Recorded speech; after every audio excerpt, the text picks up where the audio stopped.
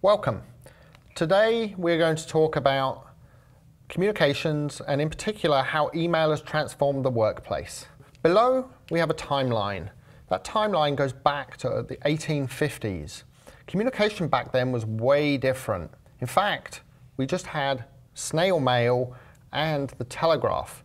The way people communicated back then was way different to how we have it today. Today it's instant gratification. We want something, we get on our smartphone, we send an email, and that communication is sent instantly. Back in the 1800s, when people wanted to send a communication, it took days, if not weeks. And especially if that communication was being sent across a continent, or in many cases across the world, it had to travel by the slowest transportation modes available. As the timeline progresses, we see that the modes of transport slowly got faster and faster.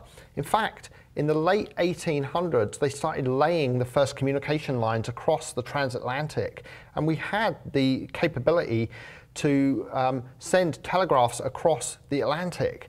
That was actually one of the pivotal moments in communications. We could communicate using a telegraph across the Atlantic. Those lines were fragile, they broke, they weren't the same as the communication we have today, where we have satellite, we have fiber lines laid, and we can communicate instantly.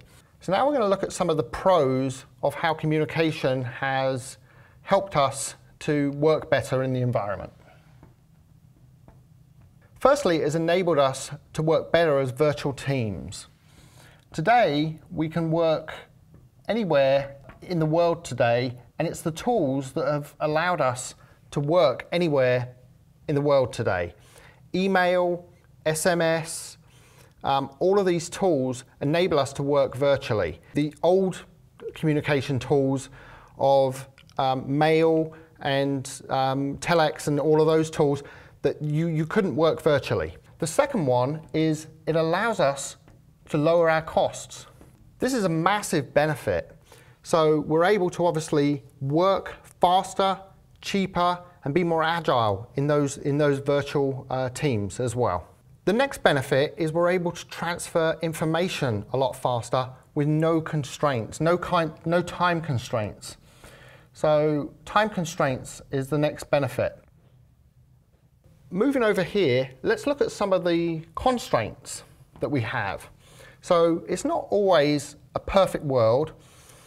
With the new methods and the new mechanisms we have for transferring information, we also are introduced to some problems with that. We also, as humans, have to learn to communicate a different way. People have these complex tools, but one of the biggest challenges is adoption of these tools. And we're going to talk about that in some of the videos with 365. One of the next challenges is that it is subject to viruses and bad actors. This obviously leaves it subject to abuse and subject to people who want to do bad things to your environment. The last one I want to mention is these environments need to be monitored. They need to be continuously surveillanced, and people need to look at the environment to make sure that the environment is updated.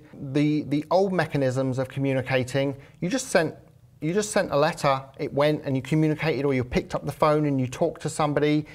In the new sort of era of communicating, you've got a lot of software that you need to upkeep. You've got a lot of software that you need to update. So there is upkeep that needs to occur with this new mechanism, this new method of communicating that we need to keep on top of. Yes, there is a timeline, and yes, we have increased our ways of communicating, but it's not everything is sort of rosy and shiny. We have different ways of communicating, but there are challenges in adoption, there are challenges from bad people, and there are challenges in upkeeping that mechanism. Thank you.